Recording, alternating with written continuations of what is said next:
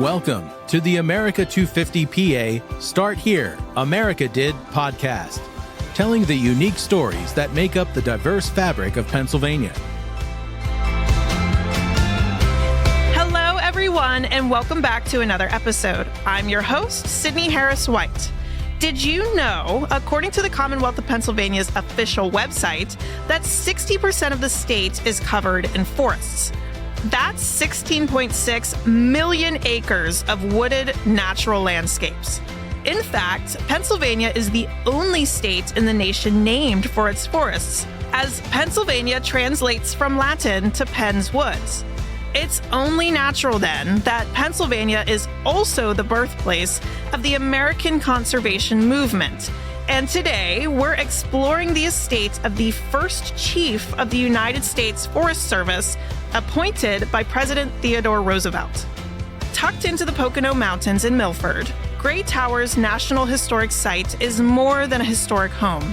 It's where one family helped redefine how we think about our natural resources. Built in 1886 by James and Mary Pinchot, Gray Towers became the home of Gifford Pinchot, who would go on to lead the United States Forest Service and later serve as governor of Pennsylvania. But beyond titles and milestones, this estate was a gathering place, a space where leaders, thinkers, and policymakers came together to shape ideas that still influence how we care for our environment today. And just as importantly, the landscape itself tells that story. Through its trees, its design, and its intentional stewardship, Gray Towers reflects a vision of conservation that remains just as relevant today as it was more than a century ago. Today, we'll explore the legacy of Gray Towers and the lasting impact of the Pinchot family with the help of Jared Simister, Director of Interpretation for Gray Towers National Historic Site.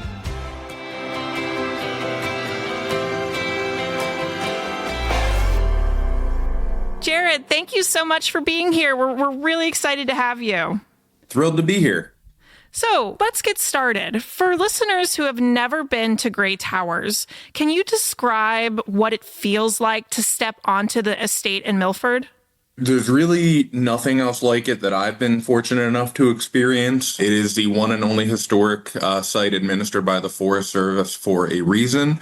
It's a great little tucked away gem in the Pocono Mountains, 102 manicured acres featuring a French chateau style manor, some very unique landscape architecture, and just has a real sense of kind of calm and serenity that a lot of folks who visit from all over the world, all over the country, but also right here within our own community, really love and cherish.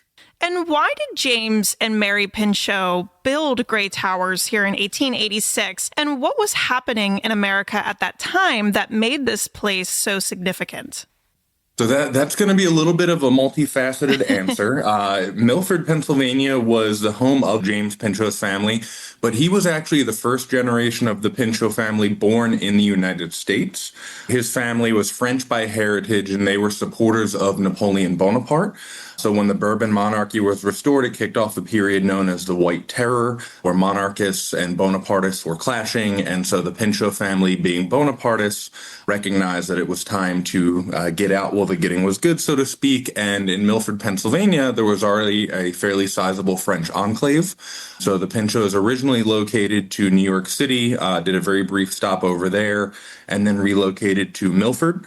James left at the age of 19 to seek his fortunes, which he was very successful at in New York City. But when he retired and it was time to settle down and enjoy a bit of a slower pace in life, he looked back to his boyhood home of Milford, Pennsylvania. What environmental and industrial conditions in the late 19th century led to James Pinchot to recognize the dangers of natural resource destruction? I think this was a realization that James Pinchot came to after many years of deliberation and bearing witness to the natural landscape around him suffering degradation. James Pinchot, when he was in his 70s, actually wrote an article for a magazine called World's Work, where he lamented his upbringing here in Milford, Pennsylvania, watching the what are today lush green hills of the Delaware River Valley slowly become denuded and deforested. The streams that he would fish and swim in for leisure were choked with silt. The passenger pigeon died out. He recognized that this really was just not a sustainable way to treat our natural landscape, but he wasn't sure what he himself could do, but he recognized that there were some early inklings of a conservation movement as we would come to know it, and so he encouraged his own son, Gifford Pinchot, to kind of lead the change that James felt was so essential for the United States. And he was a very keen administrator and collaborator, and he was luckily able to find many like-minded individuals. James Pinchot was a great coalition builder. I mean, he was a member of the Union League, the Players Club, the American Forestry Association. He'd even helped to build the pedestal of the Statue of Liberty in New York City. You mentioned that James influenced his son, Gifford Pinchot, to pursue forestry and conservation, and he himself had a groundbreaking career. What was his career choice at that time? So Gifford Pinchot ultimately became what we consider the first American-born forester. There were foresters in the United States at that time, but they were generally foreign individuals who were educated in Europe. Most foresters in the U.S. came from France or Germany at that time period. Gifford originally did not want to be a forester. He wanted to be a doctor or a clergyman, but his father gave him a very important book that we're lucky enough to still have on display here at Great Howers, a copy of Man and Nature, or the Earth as Modified by Human Action, written by George Perkins Marsh. That really examined historic civilizations and made a very compelling argument that the reason that these civilizations were only historic and did not exist was due to a mismanagement of their natural resources. This was in the 1860s, so long before the Great Depression, the Dust Bowl era, all of that stuff. But George Perkins Marsh was ultimately proven right, and I think we're incredibly fortunate that families like the Pinchots, the Roosevelts, listened to reason and were in positions of authority to help to put all of this good science into action. And not only was Gifford Pinchot the first American-born forester, he became the first chief of the United States Forest Service. Why was that appointment so significant, and what was the lasting legacy that he left? So that appointment was very significant because in Teddy Roosevelt's own words, prior to Gifford Pinchot's appointment as the chief of the Forest Service, at the federal level, unfortunately, foresters and forests had nothing to do with each other. The Bureau or Division of Forestry sat within the Department of Agriculture, as the Forest Service does today. But as they were known at that time, the timber reserves or forest reserves were part of the Department of Interior.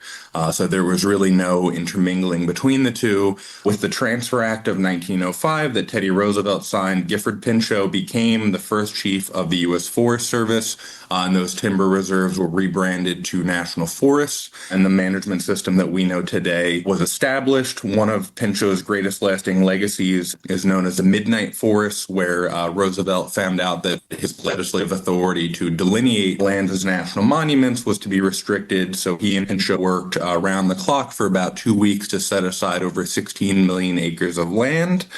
That legacy today is probably best embodied by the 193 million acres that the agency Gifford Pinchot founded continues to steward on behalf of Americans.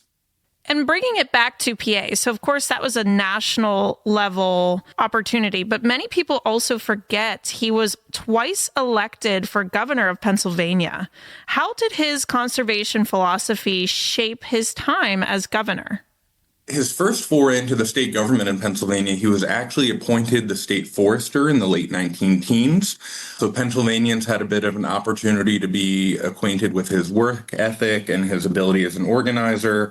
And then his first term as governor was sort of at the tail end of the roaring 1920s, the Gilded Age. So that was a bit more smooth sailing for Governor Pinchot. The second term of his governorship was during the Great Depression in the 1930s, and he was really able to campaign on not only the successes of his prior gubernatorial term, but also on a lot of the reforming work that he had done of the Forest Service, building infrastructure, building something out of very limited resources. And I think that spoke to a lot of Pennsylvanians, especially during that second term. And Great Towers itself, of course, it was Pinchot's home, but it wasn't just a home. It was a gathering place.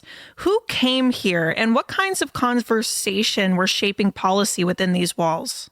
Great Towers was very much considered a political boarding house by the Pinchots. They did not care for party affiliation so much. If you had a good voice to contribute to the conversations they were trying to facilitate, just about anyone was welcome here. There were a variety of state and political dignitaries, lots of conservationists. The Pinchots kept quite good records of their guests, and much of the record keeping focuses on the good times that were had here. The Pinchots were very well known for their sweet tooth, and they would frequently hold ice cream socials that many members of the community still recollect quite fondly. I love that. Yes, he was doing these amazing things, but he was also hosting ice cream socials. So that is such a fun little tidbit. Moving on, in 1963, the Pinchot family actually donated the estate and 102 acres to the Forest Service. Why was that decision so important? I think it was important for a few different reasons. It was important to the Pinchot family as a way of securing the legacy and making sure that the memory of Gifford Pinchot would be interpreted, honored, and carry on. But it was also significant for the Forest Service as a dedicated gathering and place of training, convening, much the way the Pinchot family used it during their own time. It allows the Forest Service to carry forward the legacy of doing the greatest good for the greatest number in the long run. And for a lot of people who work in forestry and conservation, it's extremely powerful to be able to come back to, pun slightly intended here, the roots of the conservation movement. I mean, there's not a lot of jobs, disciplines where you can go to the home of the very first person to do that career that you are now engaged in. And today, what role does the Great Towers Heritage Association play in keeping that Pinchot legacy alive? So the Great Towers Heritage Association is our invaluable partner. We are very much in lockstep with the Heritage Association. Oftentimes, if you see a Forest Service employee or a Heritage member around or vice versa, the other is not very far. We welcome, over 20,000 visitors a year, and the vast majority of them interact not only with Forest Service staff, but also the Great Towers Heritage Association. They are sort of our ambassadors in the community outside of our capacity as employees. They help spread goodwill, put on events, fundraise, really anything and everything that we ask of them. And I'd love to talk about some of the programming at Grey Towers. The Trees of Grey Towers self-guided tour is such a unique feature. How does the landscape itself tell the story of conservation? The landscape does an excellent journey of telling people the conservation story. It also tells the story of the different generations of the family. Depending on which part of the landscape you're looking at and what features, you might see a bit more of the influence of James and Mary Pinchot, who built the house, versus Gifford Pinchot and his wife Cornelia Bryce Pinchot, who introduced much of the landscaping and hardscaping that we enjoy here today. My favorite way to interpret the conservation legacy here are actually through what we call our European copper beeches. Gifford Pinchot planted 9 of these trees when he was alive, and we're lucky enough to have 7 of those original trees remaining. And for me, they're just really the living embodiment of the conservation ethic. The act of planting a tree whose shade you never get to enjoy really sums up kind of the long-term thinking that good conservation work oftentimes requires. And what kind of programs or experiences can visitors take part in today that connects them to that legacy? So our most commonly offered programs and experiences are going to be interacting with the museum space located here at Grey Towers on the first floor of the home. We're lucky enough to have 70% of our furnishings be original to the house and the family. So you can explore the Great Hall, the library of the family, the sitting room. We also have various formal lectures or other programs throughout the year with professors from local universities, historians, horticulturalists, gardeners. We're going to be having various reenactors this year. We have an event coming up in May called At Home with the Pinchots, where actors will be representing historic family members. Great Towers, in addition to its role in the conservation movement, is also highly intersectional with the arts, and we do try and make conservation accessible and exciting for the younger generation as well.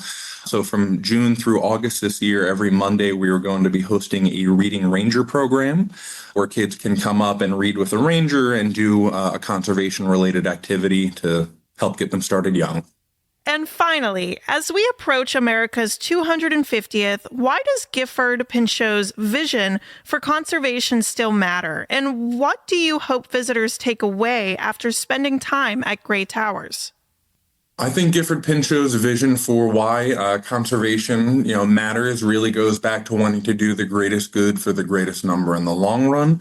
I think Gifford Pinchot believed that if we took in a wise and managed use, that we could ensure a healthy and abundant life for not just current generations of Americans, but all of those coming later as well. That's a sentiment that was echoed by President Kennedy during his dedication of Great Towers in 1963. And I think it's a sentiment that is very much still the guiding philosophy of the Forest Service today. We are trying to do right by our natural resources and take care of folks. Jared, thank you so much for joining us and for sharing the story of Great Towers. Thank you, Sydney. It has been great to have this space virtually. If you ever find yourself in the Poconos, we would love to show you around the site sometime. Oh, I'd love to see it. That would be fantastic. So thank you again. Great Towers National Historic Site conveys a clear message to visitors.